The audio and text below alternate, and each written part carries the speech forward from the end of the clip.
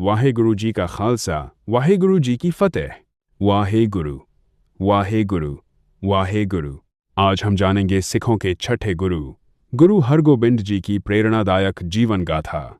यह कहानी केवल एक महान गुरु की नहीं, बल्कि साहस, सेवा, न्याय और आध्यात्मिक शक्ति की भी है। गुरु हरगोबिंद साहिब जी का जन्म 19 जून 1595 को अमृतसर में हुआ। वे गुरु अर्जन देव जी और माता गंगा जी के सुपुत्र थे। बचपन से ही वे शांत, दयालु और अत्यंत बुद्धिमान थे। उन्हें गुरबाणी का गहरा ज्ञान दिया गया और साथ ही घुड़सवारी, तीरंदाजी तथा तलवार चलाने का अभ्यास भी कराया गया। उस समय भारत में अत्याचार बढ़ रहे थे, निर्दोष लोगों पर अन्याय हो रहा था। ऐसे समय में गुरु हरगोबिंद साहिब जी ने बचपन से ही समझ लिया कि धर्म की रक्षा के लिए केवल प्रार्थना ही नहीं, बल्कि साहस भी आवश्यक है। सन 1606 में गुरु अर्जन देव जी की शहादत के बाद मात्र 11 वर्ष की आयु में गुरु हरगोबिंद साहिब जी सिखों के छठे गुरु बने। गुरु गद्दी संभालते समय उन्होंने 2 तलवारें धारण कीं।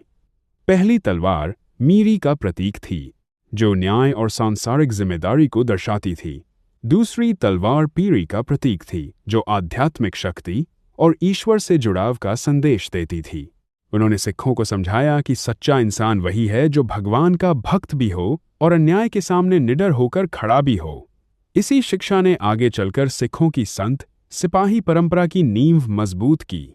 गुरु हरगोबिंद साहिब जी ने अकाल तख्त की स्थापना की। यह स्थान केवल धार्मिक महत्व का नहीं था, बल्कि न्याय और समाज की रक्षा का भी केंद्र बना।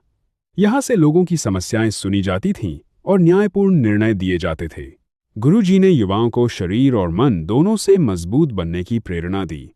उन्होंने घुड़सवारी, शस्त्र विद्या और आत्मरक्षा का प्रशिक्षण शुरू कराया।